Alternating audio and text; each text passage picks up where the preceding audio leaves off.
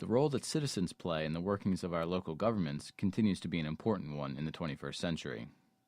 As David Edgell, representative of Delaware's Office of State Planning Coordination, explains, it is through public participation that the future of our communities are planned. In Delaware and in America, really, the planning process is a very democratic process. It's not a group of planners and engineers and technocrats designing what the cities should be. It's really the communities themselves that are able to, in a democratic fashion, define what they like their community to be, how they want to get there, what the future vision they have. So that it's our culture, and it is really a necessity in our form of government and in our country. So I find the planning process is probably the place where many local residents will have the most impact and most democratic experience with their local government, because everybody's concerned about where they live, their neighborhoods, their parks, their schools, their roads.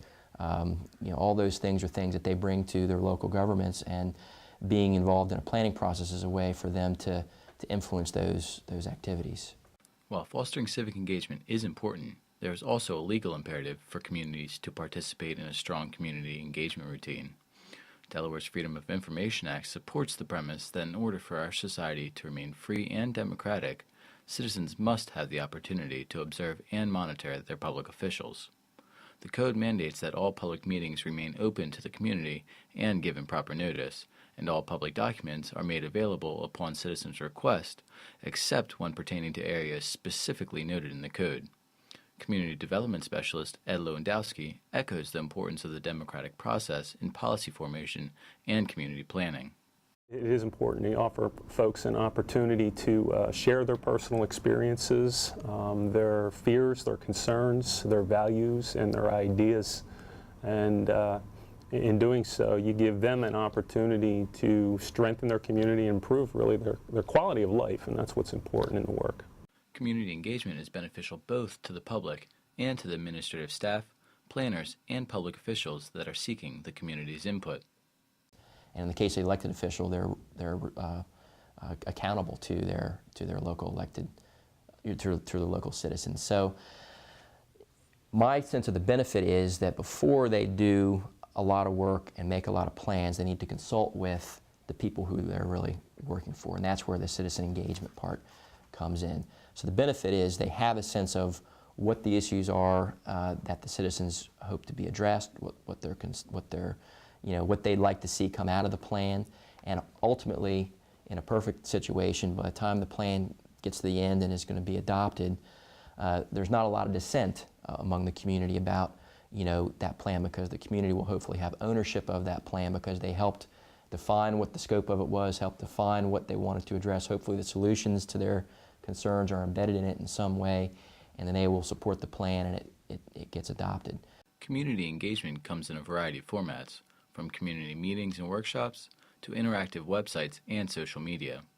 The challenge is designing an outreach strategy that is appropriate for a particular planning process or project. Options should be considered to engage as many people as possible, including underrepresented groups or populations. The first is information sharing and dissemination. Public involvement cannot happen effectively unless the participants, whether it be a stakeholder, a municipality, or a general member of the public, has to have as much information as possible to support the decision-making process. Secondly, consultation and stakeholder input are overlapping.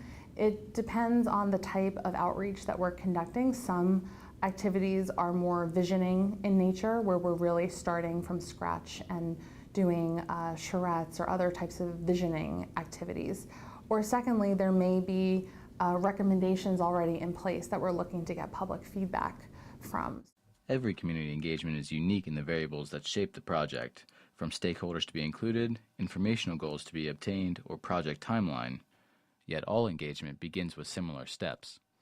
There are some standard steps that we take.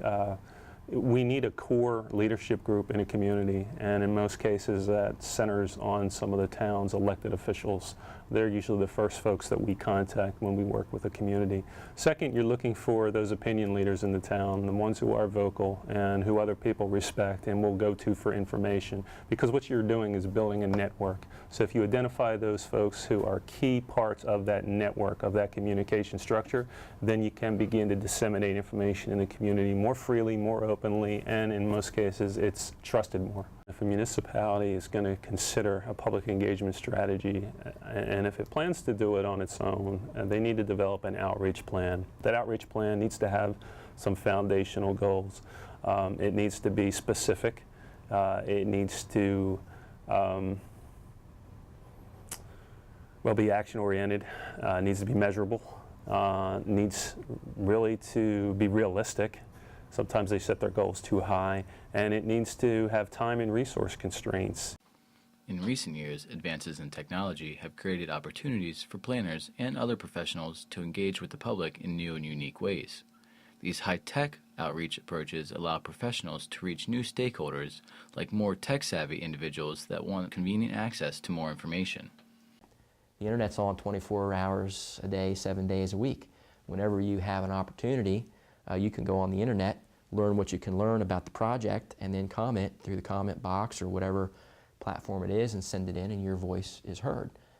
So it's very inclusive that way.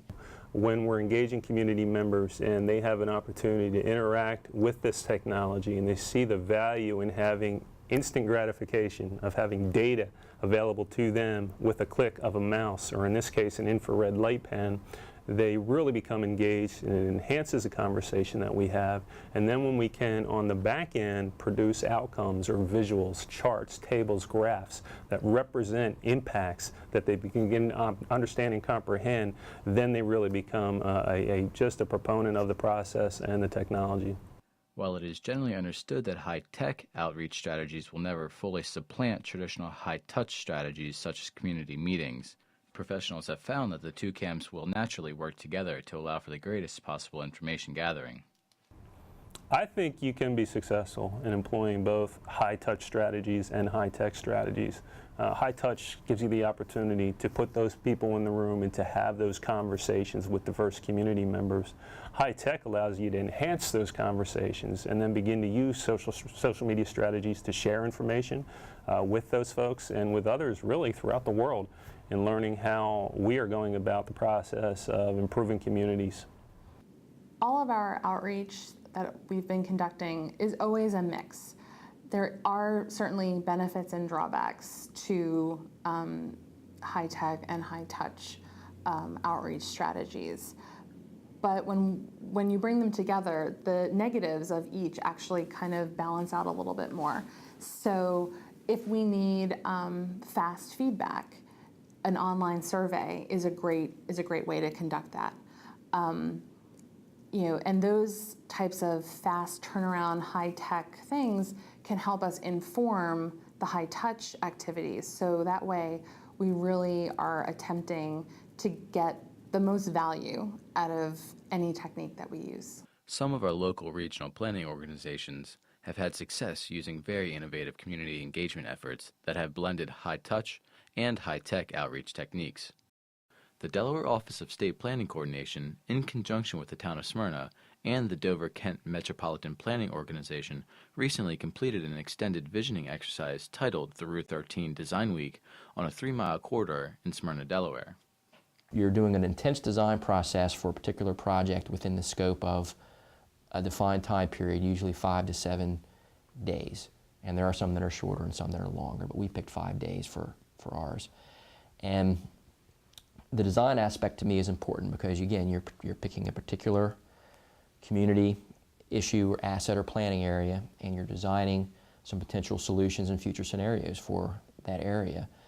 And you're actually doing the design work on the fly. It's a very tight process, but what they tell you at the Shred Institute is, the community feedback is the essential component.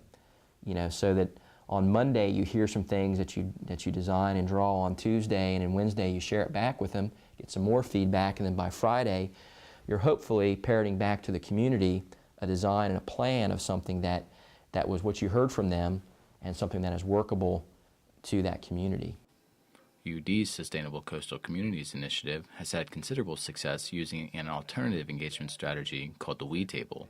The system uses the Nintendo Wii gaming console and GIS mapping software to provide community members an opportunity to interact with one another in small groups to make future land use decisions based on real-world scenarios. This particular technology was developed by a collaboration between Place Matters out of Colorado, a small company that is devoted to community engagement, and Texas A&M University.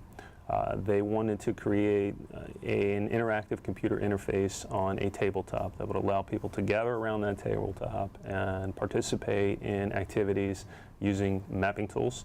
And they were very successful in coming up with a strategy that is effective, it's cost effective, and it works. The model that we have developed allows us to manipulate land use on a landscape represented by a map.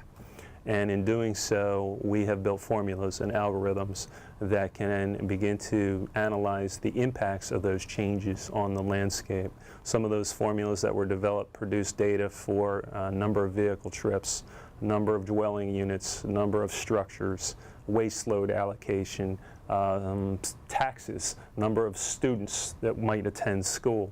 So those algorithms and formulas are processing, functioning as we are making the changes, and we can deliver instantaneous data in the form of graphs and tables. So folks can say, okay, if I'm going to change this area here from density X to density Y, they make that change, they see it represented in a color change, and then they see the analysis occurring. We bring up a graph and they can compare the results before them.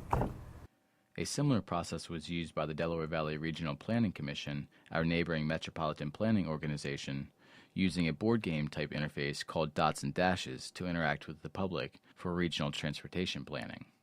It was a way for us to gauge the public's interest and knowledge, as well as get their feedback on what they felt were the transportation priorities for the future of the region. And the way that Dots and Dashes was, it was a game. It was a map, it was people could stick stickers, and the other outcome, not just learning about which projects people felt was most important, was that it was a collaborative and a consensus building exercise, in that the groups who were playing had to make a group decision, and it was a financially constrained decision. So we really tried to create real-world constraints on this visioning exercise. So the public could not just give us their recommendations, but also get a little insight into how the decision-making process works. You know, there's only so much money, and there's less and less of it every year, and priorities have to be made. And Dots and Dashes was able, we felt it was most successful in showing how the decision-making process happens. Since this was a game element, it was, for anyone could participate in it, whether you were a beginner or if you were well-versed in transportation funding. We tried to level the playing field as much as possible. So we got a lot of new people to be involved, and a lot of those folks who were introduced to DVRPC through Dots and Dashes are still, coming to our public meetings, are still engaged, and we were able to engage them in a kind of livelier way. So, for communities looking to plan a successful outreach strategy, be sure to consider these final thoughts. At the base, public outreach has to be about information, and it has to be about access, and it has to be about trust and transparency. People have a stake in their lives and in their communities, and if we can put people in a room, and by people I'm talking about family, friends, neighbors, and engage them in thought and dialogue about the issues that are important to them, it's essential for building and maintaining successful and strong communities here in Delaware.